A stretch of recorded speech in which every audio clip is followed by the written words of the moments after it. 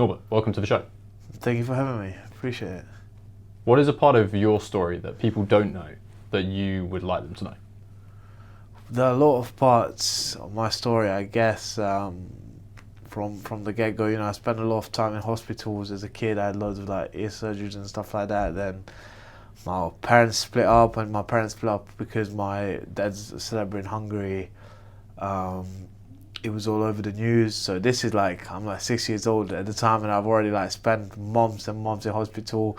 I come out, you know, my family stuff is all over the media in Hungary, and then that wasn't even too bad at the beginning, because once my parents split up, simultaneously two things were happening. One is my mom got together with this dude, my little brother and sister's dad, but she was he was beating off my dad, beating off my mom.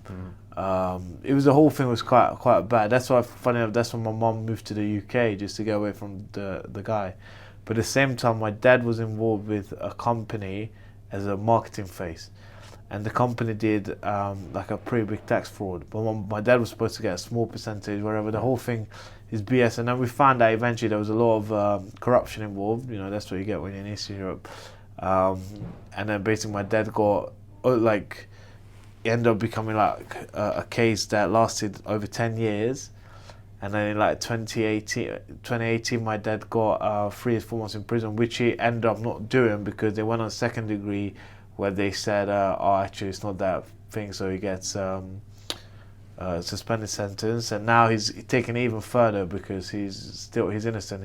He told me, I'm going to be honest with you, I've done a lot of stuff in my life, but that's not something that I would tell you. You know, I've told you everything else. Not something I'd lie about. And then we found out there was a lot of corruption. So all that simultaneously, and then obviously moving out here, foreigner, started from the beginning. You know, it was a lot from my mom as well, as a single mom, and she wasn't dealing with it very well. So yeah, there are a lot of stuff. Maybe eventually at one point I'll go into, but yeah, that's the only thing that not a lot of people know about regarding me. How did that impact you moving forwards? Oh, it's just that little hunger in everything that I do, where I just want to be able to provide for my siblings. My little brother and sister over in the UK, we're just so close, and you know, they're my everything. So everything that I do is for them all the time, just because we had Christmases where, you know, they wanted something and they just couldn't get it, and I'm just oh, bun that. When I make it, I have them. And now I'm in a privileged position where if they need a new phone, I'm cool. If they need this, cool. If they need that, cool. I can look after them. I can help them with a lot of stuff, you know, whether it's work experience they needed for school, you know, just because I've got the connections, or whether it's a new laptop or something they need, I can help them, which is quite nice. And that's that's probably my biggest motivation right now, just to be able to help them in life. You said that's a privileged position, but it doesn't sound like it's a privilege. It sounds like you've earned that. Yeah, but at the same time, I think is because there are a lot of people who's done a lot of work and they're just not in that position, you know. Maybe they don't have my good looks. You know. No, I'm joking, but you know, that's definitely, I worked hard for it. To this day, I work hard for everything that I got and all the opportunities that I get. But at the same time, I am privileged to be able to help them in those kind of ways. Yeah. What is how do you feel that transferred over into your fighting career? Do you feel like that's given you a lot of extra motivation? It sounds like it has. Yes, definitely. Especially when I was younger, you know, I used to live quite far from the gym. So I was traveling every day, and I remember I was just looking at it before when I put them to sleep, I was saying to myself, oh man, give me a couple more years and I'll be able to. And I'm 14, 15 at the time. And I'm give me a couple more years, I'll get you guys whatever you want. So definitely in that sense, it motivated me. But also, it's just in life in general, I've got a very good relationship with my siblings, and I'm very, very close with them. So yeah, I guess there's the blessing behind it. It's not even sport related. It's just I do feel like I've got a great relationship with them. Yeah, yeah. So when did you start martial arts? Did you start it before you moved to the UK? Yeah, so my dad opened his... So firstly, I started with karate when I was a year and a half old, literally a baby. Just running around like bad, doing anything. But then I got into kung fu, wrestling, boxing, everything as a kid, but I never really stuck to any of it. It's more, for me, it was more about basketball. Okay. That's what I relied, and handball as well, which is quite big in Hungary. And then in 2009, my dad opened his gym in Hungary, and that's when I went down and I fell in love with the sport. And yeah, that was it. And I just stuck to it. And then obviously I moved out here in 2014 January, and then I basically moved out. So my mum moved out here, like I said, due to ex-partner. And I was like, listen, worst case, I move out here for a year. I learn how to speak English properly, or like to a decent level, and I'll move back. But then I was thinking, I'm not going to be a big name. I'm not going to have that level. I'm not going to reach that level from Hungary. And then I stumbled across London Shoot Fighters, which was 2.5 hours away from me. Okay. So at 14, I was doing that every day, just on the train, all the way up until I was 17, Wow. when I could drive. Yeah. Yeah, so I was just doing that, and then like I said, I trained with my dad. He gave me a good basics, especially in wrestling, because that's what my dad was very good at that. And then but everything that I know and all my big improvements, they all come from London Shoot Fighters. Yeah, so it's maybe skipping a bit ahead of where I had planned to go, but let's talk a little bit about that then. So you mentioned that you did like karate and kung fu and some like traditional martial arts when you were younger. When you fight, it looks it's like obviously the big name MVP who fights similar to that as well, right? Has that came from being at London Shoot Fighters, or has that came from your more traditional background, or maybe a blend? So definitely from London Shoot Fighters, especially the point style with the bounce. But I've always been like very into those kind of styles. So even when I was like 12, 13, 11, like I used to do loads of spins and the kind of jumps that I would do and practice and stuff like that. It's always the flashy stuff. So I think that side of it's always been a part of me. But yeah, that style is definitely coming from London Shoot when I started training with Michael and obviously my coach as well. So I would say that's the story behind that. Okay, yeah. Why do you think so many people try to imitate that when they maybe first start? And what are the mistakes they're making with that style that maybe you guys have found that you can sort of eradicate from your game to make it actually work? Yeah, I think you really do have to understand points fighting properly. I mean, I was training with Michael, who's like probably the best points fighter ever. And a lot of the boys at the gym, they come from that point fighting background, or point fighters used to come down to the gym and spar. So I've been around it and I understand it. Do you get what I mean? Yeah. Whereas most people just see it and like, let me try to copy it. No, you have to understand point fighting, and I'm not saying I am one. I'm not saying I'm anywhere as good as the actual point fighters, but I have a decent understanding of point fighting because of the people that I've been around. And to be fair, my older sister on my dad's side, because my dad was fighting kickboxing as well, and got my older sister into point fighting, so that's her background. Funny enough, she became a European champion in that, but then she quit. But yeah, so like I've been around point fighting. But especially at London Shoot, and I think that's what makes the biggest difference, like actually understanding the sport itself and immersing yourself into it. Yes. Yeah, because like particularly when I see a beginner and they're hands down and like leaning forwards and stuff, and then they get clogged. Yeah.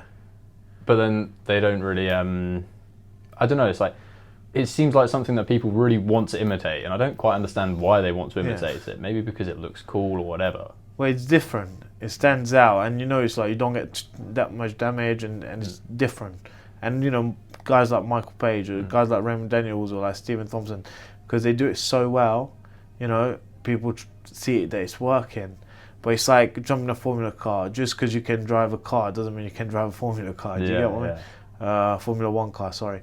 So in a way, it's the same principle. Just because you can see it and kind of understand it doesn't mean that you actually understand points fighting. And like I said, I'm not a points fighter. It's not my background. if I was to points fight most points fighters, they would like smack me up just because they've got better reaction, better kicks, or understand it better. You know, I feel like I can hold my, you know, I could do quite well in that sense, but I couldn't be world class. Do you get what I mean? But for most people, if you never experienced it, you won't understand it. I remember I sparred this 14-year-old girl one time who's like, for her age and everything, like in the country, Yeah. she was like either 1 or 2 in the country, and she was like smacking me up with like lead leg round kicks and stuff. And I was stood there like, I'm a pretty big dude, and this 14-year-old girl smacking me up. Yeah. It is a really crazy style to come up against, isn't it? 100%. You know, it makes you understand distancing, reactions, when to go, when not to go, when to pull back, and what angle to attack from, and all that kind of stuff. So it's definitely a very underrated sport, in my opinion. You know, just because it's light contact and people don't, you know, get bloody and there are still knockouts, but on average, not like let's say Muay Thai when 2 guys are in front of each other and just punch each other to death. People don't take it seriously, but I think when you understand the actual martial art of it, you start liking it as well. It's like you go on Instagram and you see like karate points guys and like yeah, and you look at the comments, oh, this is stupid. I'm like, because you don't understand it. And it's like every martial art, it's about the practitioner.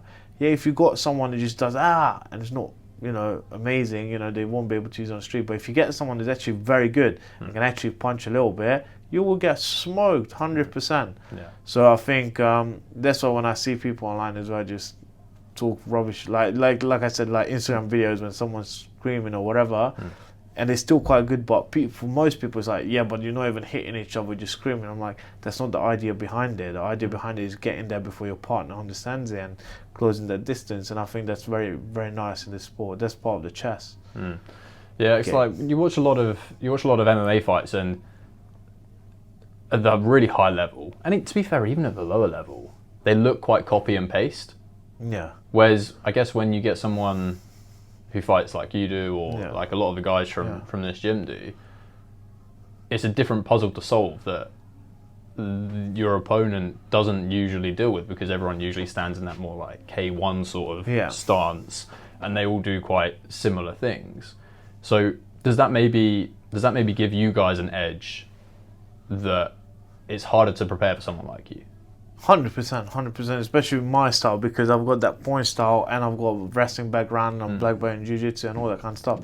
That's hard to like train for, because usually guys that got decent striking, they're not gonna have good ground, or guys that have good ground, they're not gonna have like a very, you know, tricky striking style. So it's definitely I'm in a very, again, privileged position that I managed to discover this gym, and within the gym this style, and then that, you know, mixed together with my ground, I think it's very awkward to get ready for me. Yeah, even that I've got 1 loss, and even that just because I fought like an idiot the first 2 rounds, and 3rd round I lit him up, but just because I was just so eager. So I'm a bit of a nightmare to solve. Yeah.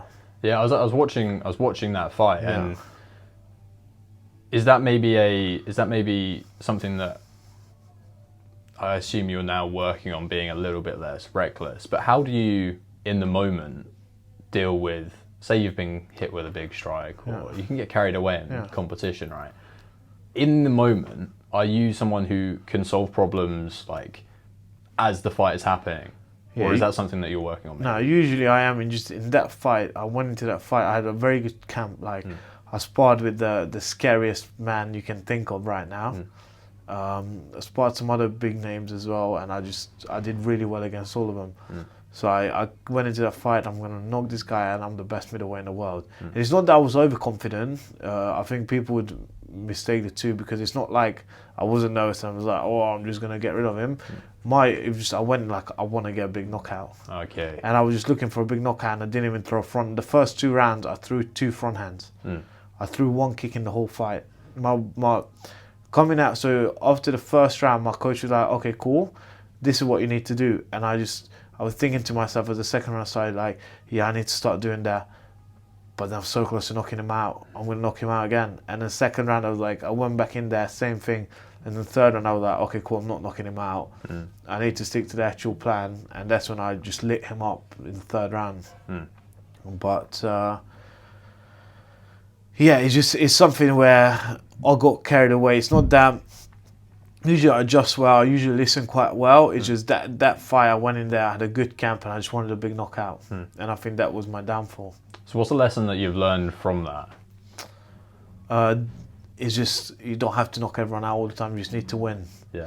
I think going up to that, because I was coming off 2 knockouts as well, and like training, I was like, doing really well. So I went into that fight, and to be fair, I clocked it after the fight, where I was like, I'm sparring people, and I'm just trying to find kill shots. Like, I'm trying to knock you out. I'm like, I can just beat them up, and I think that's changed a little bit recently. Like, I'm just trying to win rather than I'm just trying to like take your head off. I'm still trying to take your head off, but sorry, let me rephrase that.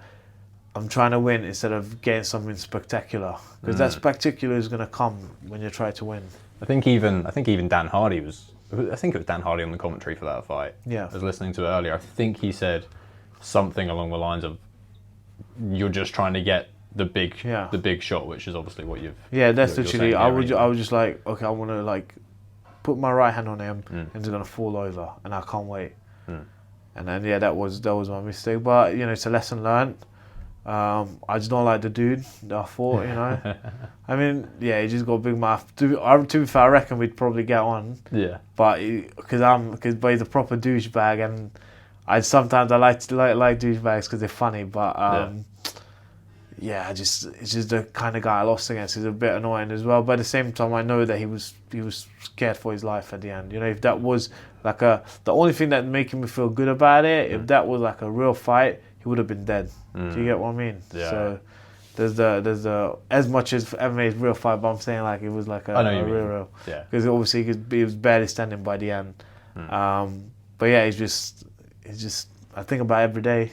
Yeah. Because just how stupid I was. But yeah, we learn and we move on. When it comes down to competition, do you think that having that killer instinct, like you're like a big scary dude, right? Like you got the fucking big guy. Do you think that it's important to have that like nasty side to you, which I can tell you've got? And you see some guys who are just competitors and they're really nice, chilled guys. What's your opinion on that? Do you think you need to have that sort of deadly side to you? Yeah, 100%. I think every man should be able to do that. Also, I think you're going in there for a fight. If you're not going to take that guy's soul, he's going to try to take yours. Now, fuck that. What I want to get knocked down in front of like millions of people and in front of my friends and family? Nah, I'm going to try to take your head off. That's all I want, and I take it very personally as well. Yeah, after that we're cool, but like it's personal for me, It's just I've got a dream, I've got my goals, I want to look after my siblings, and at the same time you're there, you're just trying to like, get me. What's something about fighting that has shifted your perspective on either your life or the way that you look at the world? There are a lot of stuff, the more I train, the more I've fought and sparred, the less confident I got in my abilities, that's one of those. The less confident? Yeah, the less confident you get. Yeah, because you get experience, you understand, like when I was 18, I remember I was looking at big names, I was like, I'm going to just walk through this guy, I'm so much better. But now I understand, like, you can get caught with one silly shot that, that's not even, not that because the guy is better than you, it's just because you didn't see a shot or something like that, and you can go to sleep. Do you get what I mean? I mean, I see a lot of fighters going like, I'm going to walk through everyone. And I feel like now I understand, like, you always have to be on point because there could be one little punch. Well, like my last fight, I'm way better than that guy, but I fought like an idiot. Do you get what I mean? You realize you're more vulnerable than you actually think you are. And for me, that was like a massive one. It's like there was a research where like men are 400 times more likely to overestimate their ability to fight, something like that. I saw that a while back. Yeah. Yeah, like you go on the show, like some of the conversations I've had to have with people, I'm just like, you're an idiot. Yeah. Like if you don't train at a pro fight gym, if you train like for a year or two, I'd say maybe you can hold yourself, like you can kind of fight, But if you never trained in an MMA gym, or like you're not a high level boxer or high level jiu-jitsu guy or whatever, you can't fight. Yeah, and if you never had a pro MMA fight, don't even think about calling yourself a fighter or do you like, yeah, like I've got the guys here at the gym who's been training for 1-2 years, you know, like beginners and stuff like that, you know, and I'm sure if you went on the street with them, you know, they would rep like most people up, but I wouldn't call them like good fighters. Yeah. Do you get what I mean? There's definitely a difference between, like, for example, I don't fight, right? I'm very aware of the difference between someone who doesn't fight but loves training. I train every single day and I love it and I want to be a great coach. But there's a big difference between that and being able to step in the cage and having a fight with someone who's trained as such as yourself. It is a big difference the way you get tired and all that kind of stuff. But at the same time, like if you were to fight some random brother on the street, you would like fool them up. Oh, 100%. Yeah. Yeah, 100%. But that's what a lot of people don't understand that. Like people actually think just because I lift weights or just because I think I'm bad, like I can punch people up. No, you can't. Someone single legs you, puts you on your ass, goes seatbelt on you, takes your bag, they're gonna choke you out. You wonder what happened. And you can be it's like I've spoken to boxers who like, yeah, trust me, just because you can box, all someone has to do is just this. Drop to your leg, you won't know. All I need to do is leg kick you twice. You won't be able to walk the next day. Yeah, do you get what I mean? Yeah, like I've got a mate. Shout out Ben, he'll love that. Who does K1? Okay. He's had 1 or 2 K1 fights, and he's got a big mouth, right? Yeah. And I was like, okay, we'll spar MMA then. Yeah. And he was like, oh, well, all right, cool. Shot down, double leg, choked out straight away. Yeah. There's a big difference. 100%. MMA is a different beast to just singular martial art. And I say to my brother as well, like, even if you don't want to fight, because he doesn't, he says he wants to fight, but he doesn't, like, whatever. Just do jiu-jitsu. If you want to do boxing as well, because it's nice to have hands, but just do jiu-jitsu. Because just because you can punch and kick, if someone grabs you, literally, like, I can take a shot. I just double guard, take a shot, and I just grab you. What are you going to do? What, are you going to start kicking or kneeing someone or punching someone? You're going to get taken down, choked out. If you don't know how to fight on the ground, you're gone. You could be a high-quality wrestler. If you go against a jiu-jitsu guy, you're going to get folded up. It's just... I say my sister, she just quit jiu-jitsu, but I'm like telling her, I'm sure when because she's a teenager now, she's going through a bit of a phase, but when she gets a bit older, I'm sure she's going to go back to it, because I think every girl should be doing jiu-jitsu. I think dudes should be doing jiu-jitsu. Just because you can, people think they can fight, they can't. If you go against... I'd rather trust a jiu-jitsu guy. I told my brother as well, I'd rather you just do jiu-jitsu for the rest of your life. Just because something happens, you're going to choke someone out, you know, and... It's always better if you can punch as well. You got a little punch in jiu-jitsu, you're all right. Do you get what I mean? But yeah, people are delusional. People are delusional. Yeah, totally. Like I mentioned before we started how I work in a Wetherspoons, and that's horrendous for it. Yeah. Like I'll be working behind the bar and someone will start having a go at me, and I'm like, you can't do that. Yeah. You know, like, and it's always the people that you can tell have never trained. Yeah. And I think. It's always neeks. Bad boys never try. Like a lot of the places I say to my boys as well. Like, a lot of the places I go to, I get started on. Do you? Yeah, just because like I'm not gonna get into it on camera, but like just because I really stand out. Yeah. If anyone that knows me, they know what I mean. But a lot of the times I really stand out. So like some neek will try on me, and I'm just like, okay, cool. So what are you gonna do? And then everyone just pushes up, like you know, like. She's their pants and they just step back and like, oh no, it's all good, brother. Yeah. But it's like, yeah, people are, it's just neeks who, bad boys, because I know I can fight. Why would I want to get in a fight? Like, I'm alright. Same if someone's an actual bad boy, like, why would I want drama? But just like idiots who just don't have anything better to do and they're bored. They're just going to try to fight, and then they're going to get knocked. Like one of my boys, he's good now, but when we were younger, you know, he's coming from a very good family. You know, he's probably the most intelligent guy he's super intelligent. And he just always needed that. Like every time when he always calls me at night, like, yo, I'm gonna fight. He just, I remember one night. As in like fighting on the MMA street. fight? No, on the street, right, okay. For no reason. Right. Like I remember once we were out and he jumped, there was a fight going on and he just got himself involved. Do you think that's maybe because, does that person train? No, he doesn't. Do you think that's why, maybe? Nah, I think he just had his personal issues. Right. And I think he just wanted to feel a bit alive. Okay. But that's kind of what I mean, like, because in my opinion, one of the reasons why a lot of the people that we're having this conversation about act the way that they do is because they don't train. Because I don't think that most people who train have that need or want to go out and just get in a fight, because they're doing it 5 days a week, 6 days a week in the gym. I think it's different, because right now he still doesn't train, but he walks away. I think he just needed to feel a bit alive. Do you get what I mean? He needed like something for him to like switch on. I think that was it for him. Just literally just getting fight. And honestly, you wouldn't like. I'm not gonna out him, but you wouldn't think you would. Most parents would want a son like that just because of his job and everything. Like he's like a serious guy. Do you get what I mean? And he just like, cool, let me get in a fight for no reason. Literally, we were walking past the fight. I just got a phone call. I was literally just with him because I knew like he's gonna do something stupid. I get a phone call. I answer the phone. I look back and he's already in the fight. Like he had nothing to do with it. Yeah. He just got himself involved. Yeah. And there's just like some people got that as well. Do you get what I mean? And luckily he stopped that when we were like 19, 20. I was like, I'm not going to speak to you ever again if you don't stop it. We didn't speak for like a year, and now we're back to like being best friends. Yeah. So it's just some people just need that. It's weird. People are people, but I think most people are like 99% of people are delusional. Like when you see people in like, you know, in cars and everyone's shouting at each other. Like usually I don't get like shouted at that much, but sometimes I wish someone would just get out of the car so I can just get out myself. And then how would you react to it? Because you wouldn't.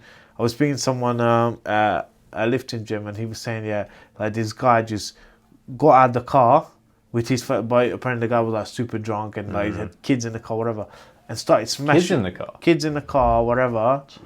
Yeah, and he got out of the car, smelling like alcohol, whatever. The guy got arrested after, and he started smashing my friend's like windscreen, and then the guy just came out and just like, you know, hit him. And that guy's not a fighter, but just like, why you just out of nowhere just came out of the car, and it's just like, how delusional are you? Imagine you get out of the car and you start like breaking up windscreens. Like someone, if you get someone who's a bit looser, is a bit crazier, you might not get to live another day. Do you get what I mean? Yeah. And there's just like, I actually had this conversation, like I never beep at people. I'm quite chilled, I'm quite calm. And then one guy just like, because I was indicating, but I realised I was going down the wrong thingy, so I just got back. Like, you can't be doing that. I'm like, he started shouting at me, and I just pulled off next to him in the car, and I said, we just pulled off next to him. I was like, listen, I was like, you're lucky it's me, because imagine you get someone who's a little bit better than me, or like not feeling great today, and they get out of the car and you're not going to see tomorrow. What are you going to do? And the guy was like, no, I didn't mean it like that. I'm like, yeah, so just relax yourself. Don't speak to people like that, because you might end up in a lot of trouble. Do you get what I mean? Yeah, I think that's a really valuable lesson. That's why everyone, in my opinion, should do martial arts for 6 months, you know? Yeah. Because it just teaches you to humbling. chill the fuck out. Yeah. Well, if you can be a big boy, and then a little skinny guy just goes and wraps you up. Cool, that's like, oh shit, like what am I doing? That's for a lot of people, it's an eye opener. A lot of people, it's an eye opener. You mentioned earlier on about training at a pro gym. Yeah. Do you think it's... I'm going to rephrase that because it's kind of an obvious answer. Talk to me about the importance of going to a really good gym if you want to compete. Oh yeah, you need good coaching, good training partners, also the experience. You know, like in Hungary, there are people who still don't know. In 2025, they don't know how to cut weight. You know, and they want to fight pro, and they don't know. If you want to fight pro and you don't know how to cut weight, then what are you doing? Do you get what I mean? Also, the experience of like my coaches got me out of you know, like not issues, but like when we're talking about contractual stuff or fight show this, fight show that. And then because they have that kind of experience, they know how to, you know, what to do in those situations. Yeah. Whereas if you don't know, if you've never been around that kind of coaching, you know, you might do something that will be detrimental for you, either your health or your career or whatnot. Yeah. So I think having that experience, like that, the coaching experience, and also having good training partners, is very important. Yeah, like, so I mentioned I'm from Suffolk. There's not a huge MMA martial arts scene in Suffolk. There's a couple of decent gyms, but nothing too crazy. And then I started going up to BST, as I mentioned. And then I was doing a round against Jordan Vucenic. Yeah. And he hit me with 2 teeps to like just this area here. And it was nothing like I'd ever felt in my life, you know. And obviously it's not just people like Jordan there. There's just a really good standard in general. And I was like, oh shit, this is so different to just your little local gym. Yeah. And it really opened my eyes to how important it is to go and seek out and travel a little bit to train as well. And Jordan's a very good level, especially striking is very high level. But like you said, you get to experience that level. I remember I went to Hungary and I just went to this gym, just get a little workout, and you get nothing crazy. And I just did a couple of things, and everyone was like, "This is like the most amazing thing I've ever seen." And I'm like, if you think that's, I mean, they're so basic. Like I did like a 2 spins or whatever, and everyone's like, "We've never seen anything like this before." And I'm like, you come to London Shoe, you see a Galor Bufando. If you've never heard of Galor Bufando, you have to Google him. He was in the UFC, he was in Bellator. He's just like literally he does front flip kicks. Oh, like, I think is this the guy that MVP spoke about on Joe Rogan? Joe Rogan's, Yes. Yeah. Like that's crazy. Like he would do a front flip and land an ass kick like that. It's nuts. Some of the stuff that I've seen, you know, I've been training with that guy since I was 16, 17, or maybe even younger. Like he's good. Do you get what I mean? Unfortunately now he's doing his own thing and stuff like that. But yeah, like that's why you have to go to these places so you get to experience those kind of people. So then you also realize you're not that special. Yeah. Do you get what I mean? You're not, because what if I just stayed in Hungary, like if stayed in that gym and everyone was going crazy about 2 spins, I would think I'm a big baller. But it's easy to stay there, right? It's easy to stay there and be the big dog. It's always easy to be the big fish in a small pond. Do you get what I mean? But when you go into the sea, it's a different game. So yeah, but I think in life that should be your mentality as well. Like just be around people that are very good at things that you want to be good at. That are people that are better than you. You know, like a lot of my friends as well. Just whether they work in this or that, like I can always learn something from my friends. So it's very rare that I've got friends that I'm like, you know, they tell me something, I'm like, yeah, it's not really doing anything for me. Do you get what I mean? Because I don't want to be around that, as bad as that sounds. No. You know, and I've got a couple of friends who, you know, I try to help them with certain things, like tell them what to do or this and that.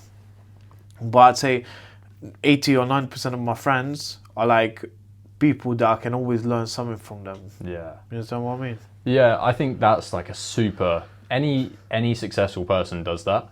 And I think if you don't do that, you're not going to be successful. If I just, for example, stuck around the group of friends that I had when I was 17, 18, I wouldn't be sat here doing this conversation, you know, and all the other things that I've done. But I think you have to sort of have that little painful break away from people that are holding you back, and you don't have to be rude about it. But you can just be like, I'm going to go and do this. If you want to come with me and we can rise up together, cool, that's great. But if they don't, you need to let them go. Yeah, I think just in general, you should need to, like, for me, listen, I go home, I watch university lectures, I read a lot, listen to podcasts, audiobooks, like, I really enjoy it. Like, my personality, like, allows me to enjoy studying or learning. And for me, naturally, that makes me want to be around people that can teach me certain things or have certain kind of conversations. So... yeah, like I said, I think it's just your personality as well.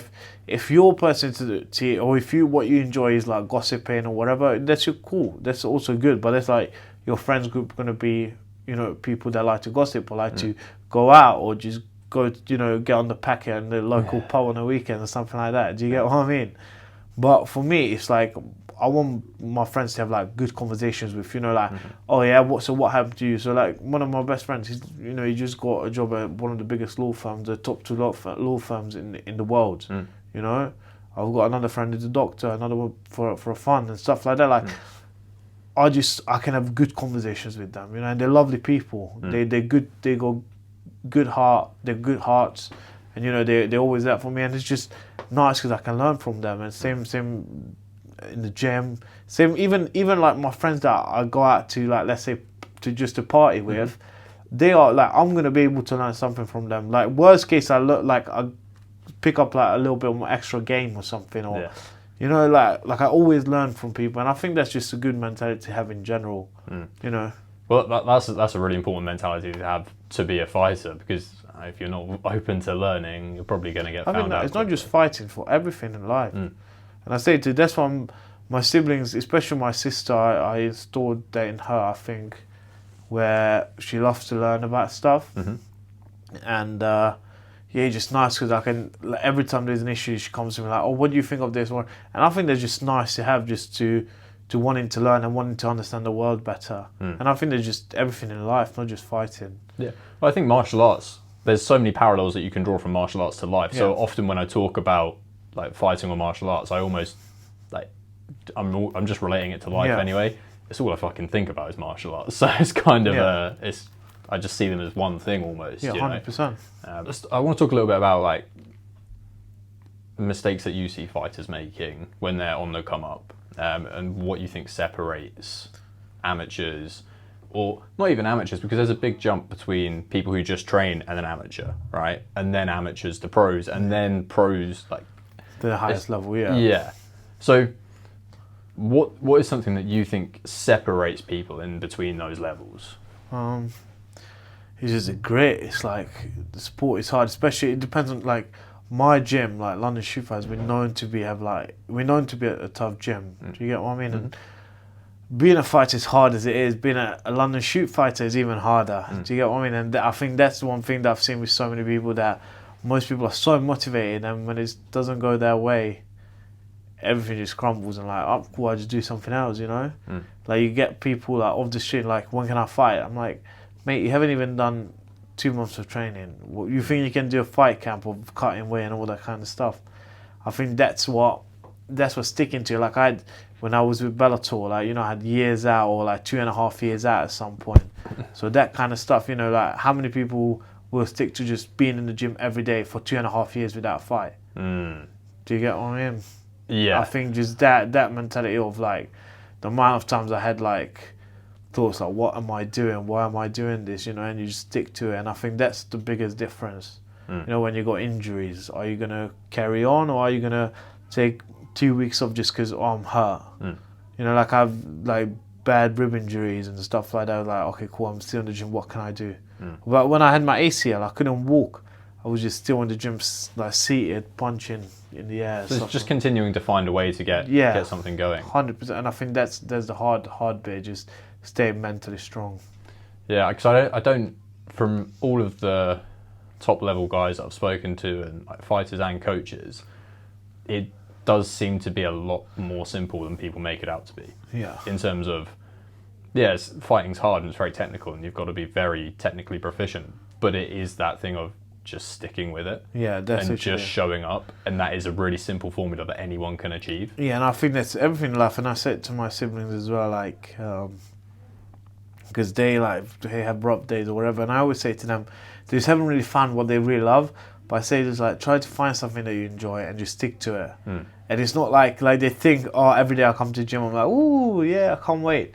That's probably like 1% of the time when I'm come to the gym, I'm like, I can't wait. 99% of the time I'm like, I don't want to be here. Yeah. I don't want to go nowhere near the gym. Yeah. I'd rather just be at home, watch TV, and like eat a burger or pizza or something. Yeah. Do you get what I mean? Yeah, of course. Yeah. It's just showing up, keeping that discipline when you're hurt, when you can't walk. You know, when you literally can't stand on your leg, and you're like, okay, cool, I'm gonna get myself in the gym. Or when you wake up and everything is hurting, and now you've got two sessions that day or 3 sessions that day. You know, pushing through, and then you're dieting as well. So it's not like you can pig out. You have to keep everything like strict, and you know, that mental discipline. That's the hard part, but that's everything in life. I feel like if you stick to it long enough, you'll be good enough to make something out of it. Yeah. The thing that always gets me is people that don't do that and then moan about not being where they want to be. Yeah. Literally this morning before I drove down here, I made a video on this, because you see it a lot with people who fight, but you also see it a lot in general day-to-day life of they haven't done the work, and then they'll moan about the position they're in, and they'll try and blame somebody else. Yeah. It's the government's fault. It's my dad's fault. It's my friend's fault. Yeah. But in reality, it's maybe because they just wanted to have a day off or 2 days off, Yeah. and they almost feel like they're in. I think it's The world owes them something. That's most people. Most people think the world owes them something. Like, listen, you can put all the work in that you want. You know, like for that fight that I lost, I was in matchup. I trained so hard. I spent so much money on my camp. Blah blah blah. Still didn't go my way. Shit happens. You know. Mm-hmm. You can put all the work in, and you might like. How many UFC guys you see that are amazing, but they just never became UFC champions? Mm-hmm. And there's so many stuff like that. That's so like, you have to. I'm very lucky because this journey, the training is horrible all year round. I'm like miserable. You see the gym is on the ground, everything. I'm just miserable. But I know at the end of the day, no matter what happens, I look back at this and I'll be like, you know what? It was something special that I did that no one else did. And I think there's an important part there, even embracing. If you want to go down philosophy side, go down amor fati, which is what Nietzsche said. Even the Stoics said, but it's Nietzsche's amor fati, where just you love your destiny. You love whatever happens, whether it's sad or good or happy or whatever. It's part of your journey, and you have to appreciate it. And I think there's the most important part. The world doesn't owe you anything, and no matter what happens, you just got to get through it and make the most out of it.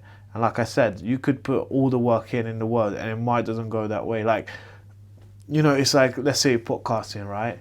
Maybe like, you know, touch wood, it doesn't go how you want to go, but how you want it to go. But at the same time, you must have had loads of conversations with people, and you've learned loads, and you have to look at those kind of stuff, you know. And I think that's the important part. But most people don't like to do that. Like I said, most people like.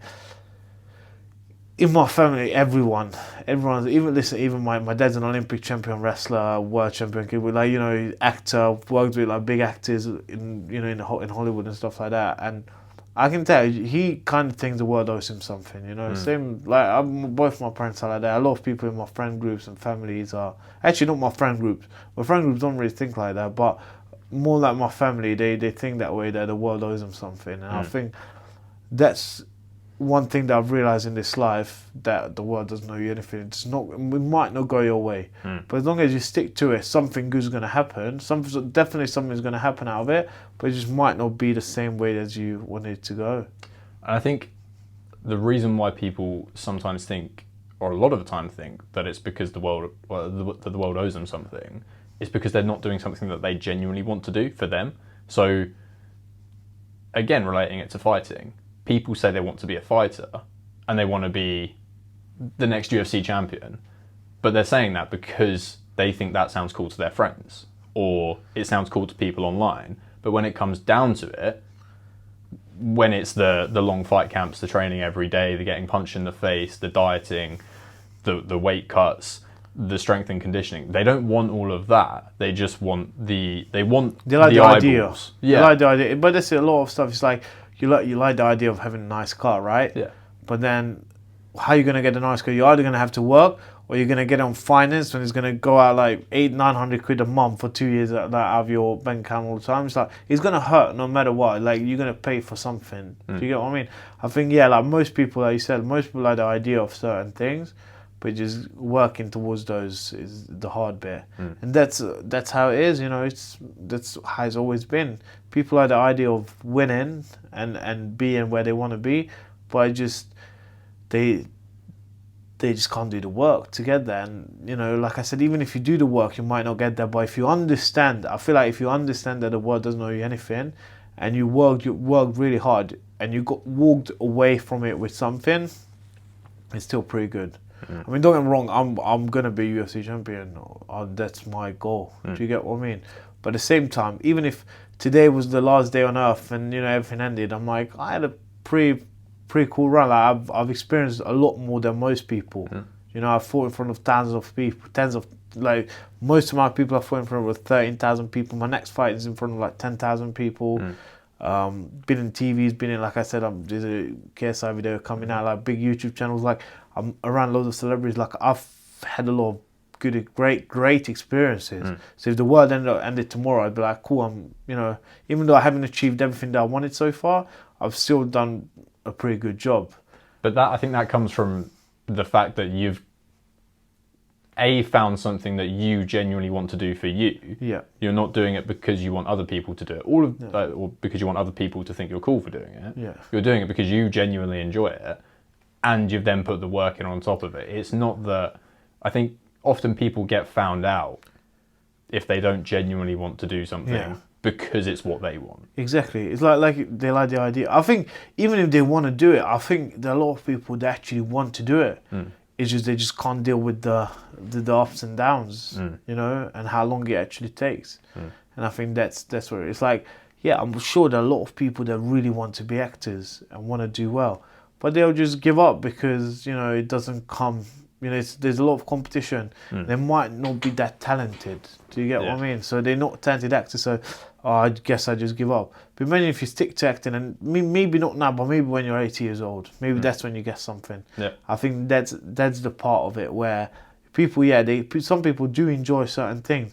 It's just sticking to it. That's like what we started with. Yeah. It's also just like enjoying the actual day-to-day process of doing it. Like today, I woke up and I was a bit tired, and I knew I had a long drive and had to come down and do a whole podcast and then drive back, and it's going to be a really long day for me.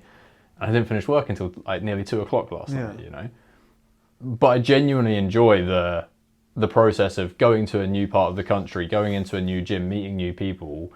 I enjoy setting up the fucking cameras. You know, like if you can find something that you genuinely enjoy, I think it almost, you maybe don't want to do it necessarily, but you know that it's more fun than anything else that you could be doing. No, I agree. I agree with that last statement. It's like I don't enjoy training. I don't enjoy like traveling and being nervous and stuff like that. But it's like you get a lot of good experience. That you just like when you understand the experiences that you get out of it, you'll enjoy it more than anything else you can think of. I agree with that. What do you think makes a great fighter? It's very complicated. If you look at the greatest guys, firstly, like people say you don't need talent, you do need talent. Like you look at John Jones, you look at Demetrius Johnson, like those guys are talented. Do you get what I mean? So you do need talent. Then, obviously, then you get the hard work, the mentality, that will keep you in it. And then you need luck. Luck is super important as well. Look at John Jones. He's a giant. He's huge for the weight and super talented and all that kind of stuff. Again, Demetrius Johnson, if there wasn't a flyweight division, maybe it wouldn't have been that good. Do you get what I mean? Because in bantamweight for Dominic Cruz, he didn't do that well. So I think sometimes to be a great, it's like everything has to align a little bit, and it's just everything like talent, mentality, luck, intelligence. Everything has to align to be a great fighter. I think being a good fighter is okay, but to be a great fighter, and I'm not there yet. I feel like I'm on my way to greatness. I'm nowhere near there yet though, and I feel like I can achieve it. But like I said, everything. I feel like in life to achieve big things, as much as you have to create those opportunities and you have to work hard for it, the stars have to align a little bit. Yeah, it's like a combination of many different things. Exactly. What would you define as great? What was that? So maybe let me clarify a little bit more. So like, some people might argue that certain UFC champions, I can't necessarily think of one off the top of my head, but there's times where, like Jamal Hill, for example, some people maybe say that he's not a great. Still maintained, still gained the UFC championship, but they don't look at him the same as an Alex Pereira or an Anderson Silva, let's say. So what do you think, what do you define as great?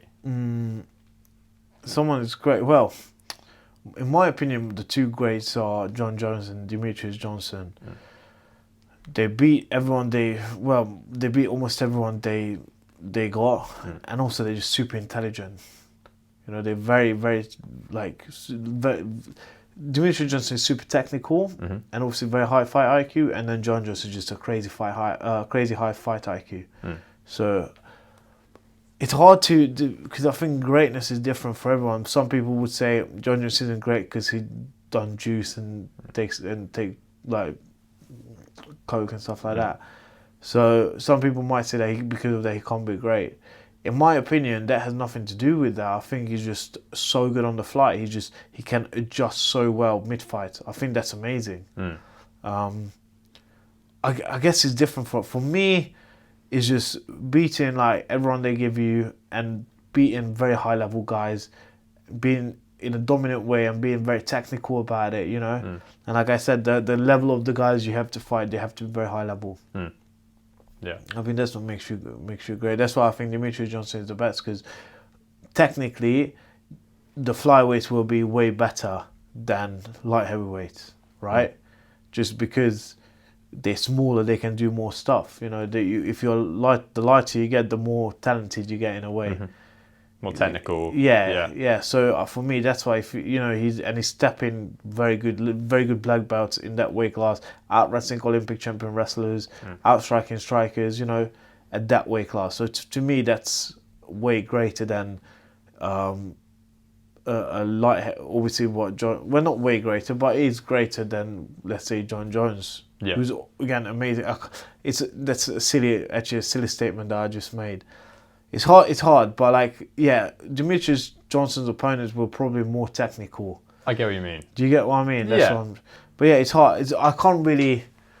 Greatness comes in so many different, maybe what they do outside.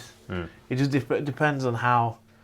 Like, look at boxing. What Muhammad Ali did was, he's the greatest because of what he's done outside of the ring as well, you know. But then, would you say he's the best boxer out of all the other heavyweights? Probably not. So I think it's just how you define it, and I think it's just different in every single scenario. Awesome. Have you got anything that you want to promote or shout out or anything else? No, not really. I think I'm all good. Obviously, shout out to my sponsors as always. Fight Gym, Gym Game, Fight Division, Bit Markets, and my Team London Shoot Fighters. Awesome. Great. Thank you for coming on the show. Nah, thank you for having me. Really appreciate it. Fuck, you've got big hands. That's crazy. That's what she said.